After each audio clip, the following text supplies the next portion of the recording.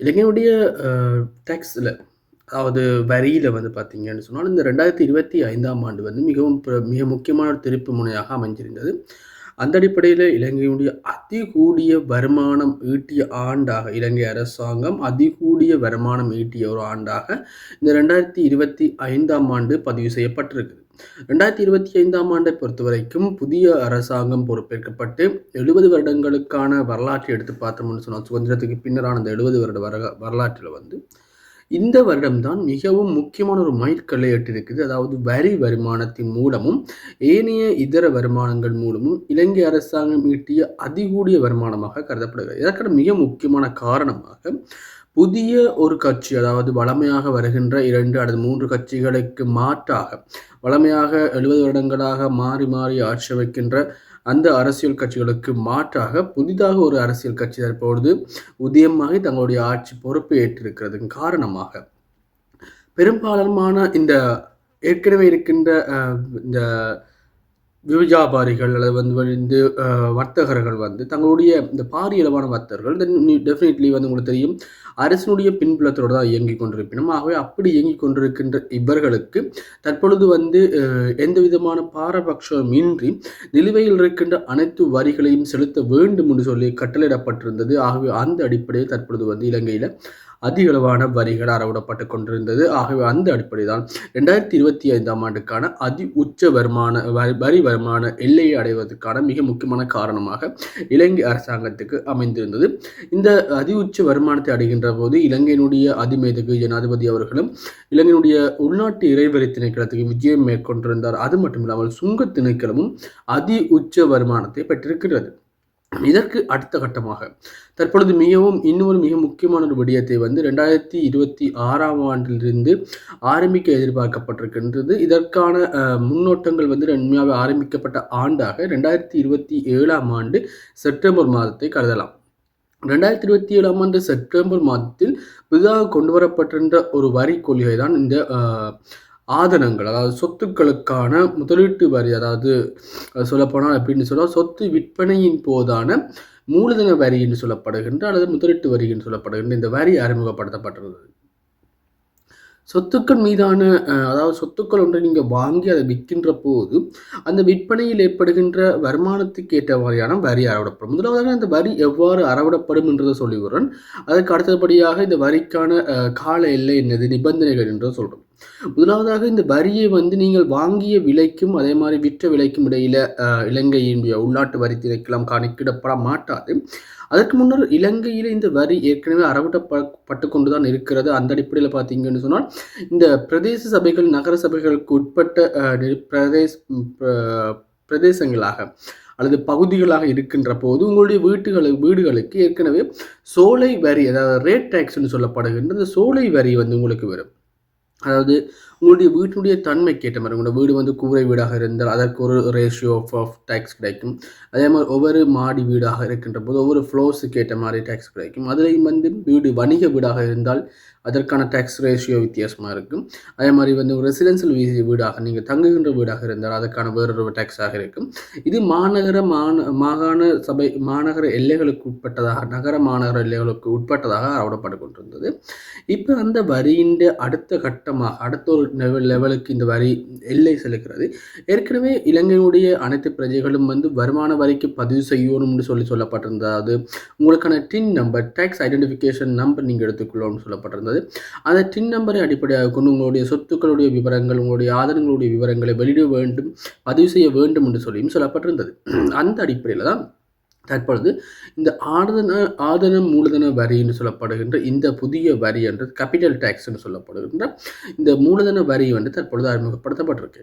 உண்மையாக இந்த வரி எதற்கு அறவிடப்படும் என்று சொன்னால், நீங்கள் ஒரு வீடு வச்சிருக்கிறீங்க அல்லது வந்து உங்களோட பேரில் ஒரு சொத்து இருக்குன்னு சொன்னால் அந்த சொத்துக்கான வரியாக இது இல்லாமல் அந்த சொத்தினை நீங்கள் கைமாற்றுகின்ற போது, அதாவது விற்கின்ற போது, நீங்கள் ஒரு சொத்தை விற்பனை செய்வீங்களாக இருந்தால் அந்த விற்பனை செய்கின்ற போது தான் இந்த வரி உங்களுக்கு அறவிடப்படும் என்று சொல்லியும் சொல்லப்பட்டிருக்கு. அதில் மிக முக்கியமாக சொல்லப்பட்டிருக்கு இன்னொரு விடயம் தான், நீங்கள் ஏற்கனவே உங்களுடைய சொத்தொன்றை நீங்கள் விற்பனை செய்கின்ற போது ஒரு நபருக்கு அதை வாங்கின விலைக்கும் விற்ற விலைக்கும் இடையில் ஏற்படுகின்ற வித்தியாசம், அதாவது விற்பனை செய்தால் ஏற்படுகின்ற அந்த அதிகரிப்பு தொகை, நீங்கள் பெற்றுக்கொள்கின்ற மேலதிகமான தொகை எவ்வளவோ அந்த தொகைக்குத்தான் இந்த வருமான வரி, இந்த மூலதன வரி அறவிடப்படும் என்று சொல்லப்பட்டிருக்கு.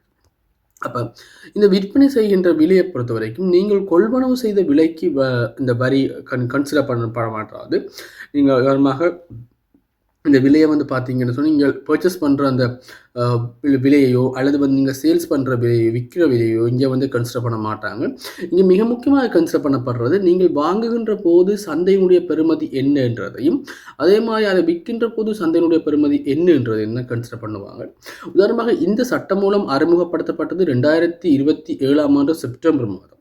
ஆகவே 2027 ஆண்டு செப்டம்பர் மாதம் அந்த சொத்தினுடைய சந்தை விலை என்னன்றதை பார்ப்பேன். நீங்கள் அந்த சொத்தை வந்து ஏற்கனவே 2010 அல்லது 2015 அல்லது 2009 அல்லது 8 அல்லது 2000 ஆண்டுகள்லையோ நீங்கள் வாங்கியிருப்பீங்க என்று சொன்னால் கூட, அதாவது 2017 செப்டம்பருக்கு முன்னர் எக்காலத்தில் நீங்கள் வாங்கியிருந்தாலும் இந்த வரி கல்குலேஷனில் பார்த்தீங்கன்னா, இந்த வரியை கன்சிடர் பண்ணிக்க வந்து பார்த்தீங்கன்னா மூலதன வரியை கன்சிடர் பண்ணிக்க உங்களுக்கான வரி எல்லை வீதம் எப்படி இருக்கும்னு சொன்னால், செப்டம்பர் மாதம் 2027 உங்களுடைய சொத்தினுடைய சந்தை பெறுமதி என்னவோ இதை கணிப்பிட்டு அந்த அடிப்படையில் நீங்கள் இப்போது விற்பனை செய்கின்றீங்கன்னு சொன்னால், இப்போ இன்றைக்கு விற்பனை செய்ய போகிறீங்கன்னு சொன்னால் 2026 ஆண்டு ஜனவரி மாதத்தில் அதே சொத்தினுடைய சந்தை பெறுமதி என்றதை கணிப்பிட்டு இந்த ரெண்டுக்குமான வேறுபாடு அடிப்படையில் தான் உங்களுக்கான வரி வழங்கப்படும். ஆகவே இந்த வரியை வழங்க உங்கள்கிட்ட இருக்கிற எல்லா சொத்துக்களையும் நீங்கள் விற்கின்ற போது வரி செலுத்த வேணுமான்னு சொன்னால் இல்லை. எப்படி என்றால் நீங்கள் உங்களுடைய பெயர், ஒவ்வொரு நபருடைய பெயரிலையும் உங்களோட பேரில் இருக்கிற சொத்துக்களில், இப்போ உதாரணமாக வீடாக இருந்தால் உங்களோட பேரில் இருக்கிற வீடு நீங்கள் முதலாவதாக வசிக்கிறீங்கன்னு சொன்னால், நீங்கள் அந்த வீட்டில் குறைந்த 3 வருடங்கள் அல்லது 2 வருடங்களுக்கு மேலதிகமாக தொடர்ச்சியாக வசித்து கொண்டு இருக்கிறீங்கன்னு சொன்னால் அந்த வீட்டை நீங்கள் விற்பீங்களா இருந்தால் அதுக்கு நீங்கள் வரி செலுத்த வேண்டிய அவசியம் இல்லை. ஆனால் கொழும்பு போன்ற ஏனைய நகரங்களில் இருக்கிற நகரப்புறங்களில் இருக்கின்ற மக்கள் ஒன்றுக்கும் மேற்பட்ட வீடுகள் அவர்களுடைய பெயர்களில் இருக்கும். உதாரணமாக உங்களுடைய பெயரில் கொழும்பில், வெள்ளவத்தை, கொட்டையனா, மட்டக்குழி இவ்வாறான பகுதிகளில் வந்து பார்த்தீங்கன்னா 3 வீடு இருக்குன்னு வச்சுக்கொள்ளுங்க. இதில் ஒரு வீட்டில் நீங்கள் வசிக்கிறீங்க, மட்டக்குழி வீட்டில் நீங்கள் வசிக்கிறீங்க என்று சொன்னால் ஏனைய வெள்ளவத்தை மற்றும் கொட்டையனால் இருக்கிற உங்களுடைய வீடுகள் நீங்கள் வாடகைக்கு வழங்கியிருக்கிறீர்கள் என்றால் அந்த வீட்டை நீங்கள் விற்பனை செய்கின்ற போது அதற்காக நீங்கள் வரி செலுத்த வேண்டி இருக்கும். அப்போ இந்த வரி செலுத்துகின்ற போது நீங்கள் பாவிக்கின்ற உங்களுடைய வீட்டுக்கான வரி எதுவுமே இங்கே வழங்கப்படாது, அறவிடப்பட மாட்டாது. அதனால் அதே மேலதிகமாக இருக்கின்ற உங்களுடைய வீடுகள், உங்களுடைய சொத்துக்கள் நீங்கள் விற்கின்ற போது அங்கே ஏற்படுகின்ற சந்தை பெறுமதியினுடைய கெயின், மார்க்கெட் வேல்யூன்ற கெயினை பொறுத்த வரைக்கும் அந்த கெயினை அடிப்படையாக கொண்டு தான் உங்களுக்கு என்ன செய்யப்படும் சொன்னால் வரி அறவிடப்படும் சொல்லி தற்பொழுது அறிவிக்கப்பட்டிருக்குது.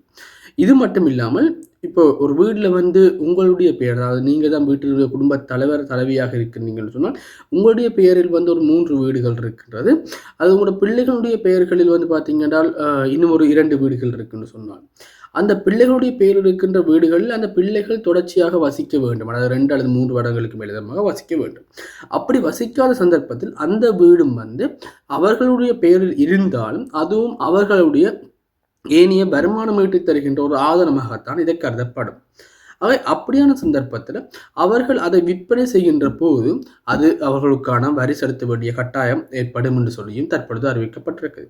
2027 ஆண்டில் வரப்போகின்ற மிக முக்கியமான இந்த சொத்து வரியின் அடிப்படையில் தற்பொழுது 2026 ஆண்டில் இந்த மூலதன ஆதாய வரி என்று சொல்லப்படுகின்ற இந்த கேபிட்டல் கெயின் டேக்ஸ் வந்து தற்பொழுது அறிமுகப்படுத்தப்பட்டிருக்கிறது, மேலதிகமாக நடைமுறைப்படுத்தப்படுகிறதுன்னு சொல்லலாம்.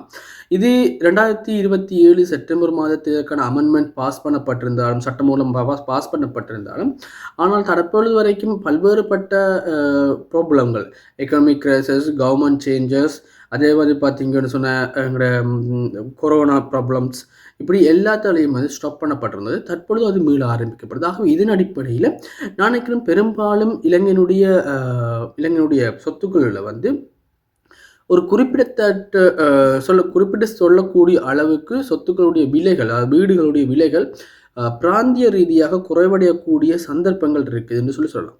தற்பொழுது விற்பனை செய்யப்படுகின்ற விலையிலும் பார்க்க குறைந்தது ஒரு 8% 10 வீதத்துக்கான விலை குறைப்புகள் ஏற்படலாம் என்று சொல்லியும் எதிர்பார்க்கப்படுகிறது, ஏற்படலாம் நம்பப்படுகிறது. ஆகவே இது ஒரு மிக முக்கியமான காரணமாக இருக்கின்ற போதும் இலங்கையினுடைய இந்த இந்த எக்கனாமிக் இந்த மெத்தட் வந்து ஏனைய நாடுகளையும் தற்பொழுது நடைமுறைப்படுத்தப்பட்டு கொண்டு வர ஒரு நாடு. இந்த ஐரோப்பிய நாடுகளை பொறுத்த வரைக்கும் இது மிக முக்கியமாக நடைமுறைப்படுத்தப்பட்டு கொண்டு வருது. அந்த நடைமுறை இலங்கையிலையும் தற்பொழுது ஆரம்பிக்கப்பட்டிருக்குது. ஆகவே 2026ஆம் ஆண்டில் இலங்கையுடைய பொருளாதாரத்தில் இந்த கேபிட்டல் கெயின் டாக்ஸை பொறுத்த வரைக்கும், மூலதன ஆதாய வரியை பொறுத்த வரைக்கும் அதிகளவான தாக்கத்தை ஏற்படுத்தும் என்று சொல்லியும் சொல்லப்பட்டிருக்கு. ஆகவே உங்களுடைய வீடுகள் தொடர்பான இந்த இந்த வரி தொடர்பான ஏழைய மேலதிக விவரங்கள் உங்களுக்கு தெரிஞ்சு கொள்ளணும் என்று சொன்னால் நீங்கள் என்னுடைய கமெண்ட் செக்ஷனில் கமெண்ட்ஸ் பண்ணிக்கொள்ளுங்க. ஸோ அதன் மூலம் இன்னும் பல்வேறுபட்ட தகவல்கள், பல்வேறுபட்ட புதிய விடயங்கள் இருந்தால் அதை நீங்கள் தெரிஞ்சு கொள்ளணும் என்று சொன்னால் இன்னும் மேலதிகமான விடயங்கள் பலவற்றை நான் உங்களுக்கு வழங்குறதுக்கு என்னால் வழங்கக்கூடியதாக இருக்கும்னு நினைக்கிறேன். அவை இன்னும் பல்வேறுபட்ட விடயங்கள் நீங்கள் தெரிஞ்சு கொள்ளணும். பல விடயங்கள் உங்களுக்கு வேணும் என்று சொன்னால், அதாவது இந்த வேட் தொடர்பான இந்த டேக்ஸ் தொடர்பான கேபிட்டல் கெயின் டேக்ஸ் தொடர்பான விடயங்கள் தெரிஞ்சு கொள்ளணும்னு சொன்னால் நீங்கள் எனக்கு கமெண்ட் செக்ஷனில் கமெண்ட்ஸ் பண்ணுங்கள். ஸோ அதன் மூலம் நான் உங்களுக்கு நிறைய விடயங்கள், புதிய விடயங்களை வழங்குறதுக்கு இருக்கிறேன். சில வீடியோவில் சொல்லப்படாத விடயங்கள் கூட நீங்கள் கேட்டு தெரிஞ்சு கொள்ள முடியும். எனி டவுட்ஸ் நீங்கள் எனக்கு இந்த கமெண்ட் செக்ஷனில் போட்டிங்க சொன்னால் அதுக்கான ரிப்ளைஸ் போடப்படும். ஸோ சசிஎஸ்எல் பிளாக்கு நீங்கள் சப்ஸ்கிரைப் பண்ணிக்கொள்ளுங்கள், வீடியோ லைக் பண்ணிக்கொள்ளுங்கள். ஏன்னா இந்த வீடியோ லைக் பண்ணும்போது தான் நீங்கள் அதிகளவானவங்களுக்கு இந்த வீடியோ போய் சேரும். இன்னும் ஒரு வீடியோவில் சந்திக்கலாம். இணைந்து அனைவருக்கும் நன்றி.